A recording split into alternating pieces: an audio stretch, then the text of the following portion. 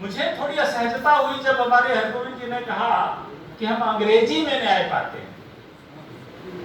अब मैं कंफ्यूज हूं, हम अपने न्यायमूर्ति से आग्रह करेंगे कि ये अंग्रेजी में न्याय या हिंदी में न्याय या भोजपुरी में न्याय या पाली में न्याय या प्राकृत में न्याय, इनमें भाषा में न्याय कैसा होता है? जजमेंट हो सकता है, प्रोसीडिंग्स हो सकती हैं, कोर्ट डिबेट्स हो सकते हैं, लेकिन न्याय कहां? न्याय तो जो हमारी परिधियां संविधान ने तय की, जो उन संवेदनाओं को समझते हुए हमारे माननीय उच्च न्यायालय, माननीय उच्चतम न्यायालय ने जो चीजें, जो पैरामीटर्स तय किए, न्याय तो हम उस पर जाते हैं और न्याय मूल्यों पर आधारित है, न्याय विधान पर आधारित है। तो भाषा में न्याय कैसा होता है, ये मुझे थोड़ा सा चिंतन का विषय है मेरे लिए। और हम इसका मतलब है गलत लड़ रहे हैं, हम आंदोलन भी अगर छेड़ रहे हैं। जब हम ये कहते हैं कि हम अंग्रेजी में न्याय लेके जाते हैं, तो हम तो लड़ेंगे इसलिए कि हम अंग्रेजी में न्याय नहीं लेंगे। नहीं, हमारा एक कहना है कि न्याय करते समय माननीय न्यायमूर्तिगण जो हमें कॉपी देते हैं, वो बिना बिचौलिए के एक सामान्य पढ़ा लिखा व्यक्ति समझ ले। जो प्रक्रियाएं चलती हैं वो कोर्ट रूम में बैठा एक अगर सामान्य व्यक्ति आता है जो वादी है या जो पीड़ित है, क्योंकि हमारा अंतिम लक्ष्य क्या है? पीड़ित को न्याय। तो पीड़ित उसको समझ ले कि जो कोर्ट में हो रहा है वो क्या हो रहा है, वो कैसे हो रहा है, और हम वास्तव में न्याय पाते दिख रहे हैं कि नहीं दिख रहे हैं। क्योंकि ये जो अपीयरेंस है, जो फीलिंग्स है, बहुत बार उसके साथ न्याय होता है, लेकिन वो फील नहीं करता है कि हम न्याय प्राप्त कर रहे हैं, तो उसका कोई मतलब नहीं। हमने अगर जिंदगी जी ली, हमें राष्ट्र में नोबेल प्राइज अर्थशास्त्र का मिल गया और हम भूखों मर गए, सड़क पे कहीं पाए गए कि आदमी 6 महीने से खाया नहीं था, तो फिर उस पुरस्कार का कोई मतलब नहीं रह जाता, उसका कोई मूल्य नहीं रह जाता है। तो हम मूल्यों के वाहक हैं, हम मूल्यों के संरक्षक हैं, हम मूल्यों के प्रति उदारमना है, तो हम उन मूल्यों को हर जगह संरक्षित होते देखें, उनका निर्वहन होते देखें, उनको आत्मसात होते देखें, उनका अनुपालन करते देखें, तब हम मानेंगे कि वास्तव में हमारे साथ जो हम फील कर रहे हैं वही हो रहा है या नहीं। तो ये डुअलिज्म, ये जो द्वैधता है, ये मुझे लगता है खत्म होनी चाहिए, समाप्त होनी चाहिए। एक और मैं पढ़ रहा था कि मातृभाषा के विषय में लिखा गया कि मातृभाषा क्या, वही जो हम माँ के गर्भ में फील करते हैं। क्योंकि वो लोरी गाती है, वो सोचती है, वो विचारती है अपने संतान को हम लाएंगे, मेरी संतान कैसी होगी, मैं उसे क्या सुख दूंगी, जो भी वो फील करती है। तो मातृभाषा क्या है? वो फीलिंग। मातृभाषा क्या है? गर्भ में ही बच्चे को जो माँ से धीरे धीरे मूल्य मिल रहे हैं, वो मातृभाषा। लेकिन एक बात आप हमें बताइए, क्या आप केवल न्यायपालिका में, व्यवस्थापिका में, कार्यपालिका में, स्कूली एजुकेशन शिक्षा में, मैं जहां पढ़ता हूं शिक्षा में मातृभाषा होनी चाहिए? हम आप में से बैठे कितने लोग हैं जो वास्तव में इसका हृदय से अनुपालन करते हैं?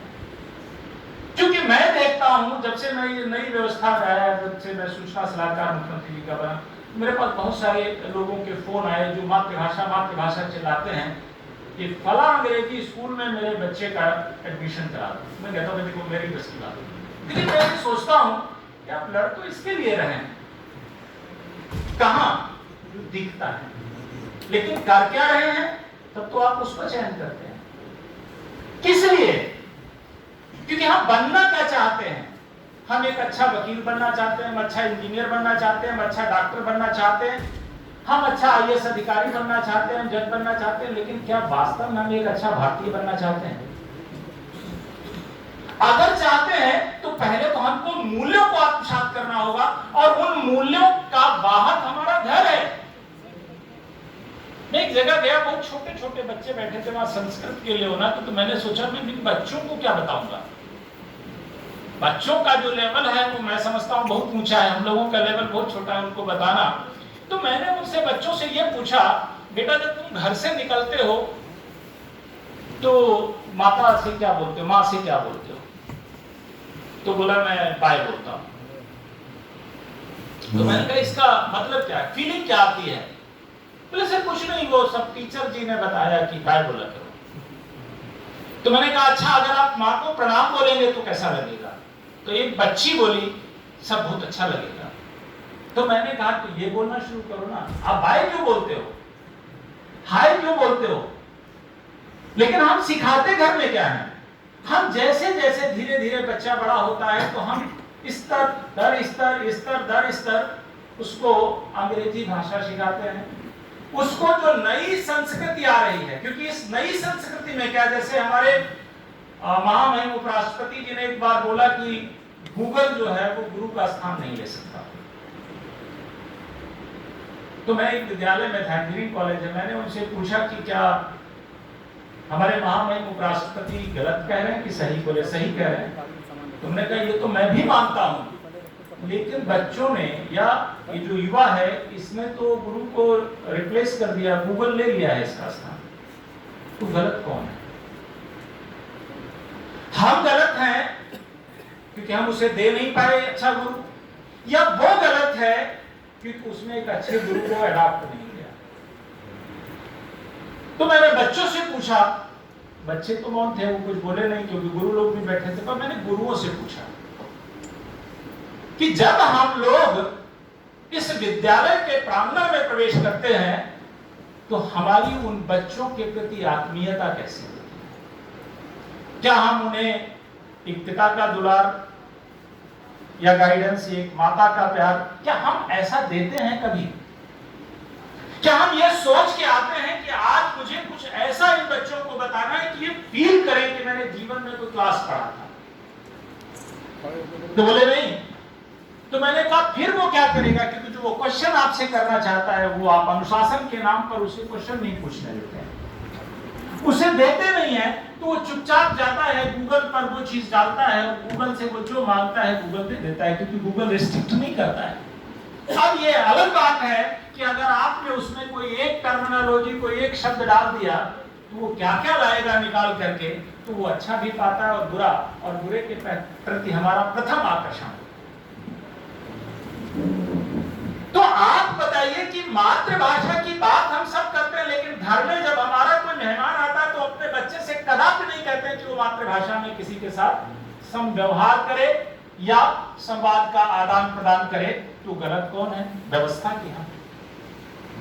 मैं तो नहीं मानता हूं व्यवस्था गलत। और अगर आप ये सोचते हो कि हर चीज नियम बना के ले आई जाए, कानून बना के ले आई जाए, हर चीज हमारे न्यायमूर्तिगण बैठ करके कोर्ट में करें, तो फिर हम आप क्या कर रहे हैं? हमारा वैसा आत्मसातीकरण जो है वो होना चाहिए। जैसे मैं एक जगह पढ़ रहा था, श्यामाचरण जी की किताब है, श्यामाचरण दुबे की, संक्रमण में संस्कृति। तो बोले कि मैं जबलपुर स्टेशन पे था तो वहां एक बारात आ रही थी, तो मैंने देखा कि वो जो दूल्हा था वो जामा बोला जाता है, पीले रंग का पहने हुए था, तो जामा पहने था। तो मैंने सोचा कि चलिए ये बड़ी अच्छी एक बात है कि हमारी भारतीय संस्कृति जो है वो जीवित है।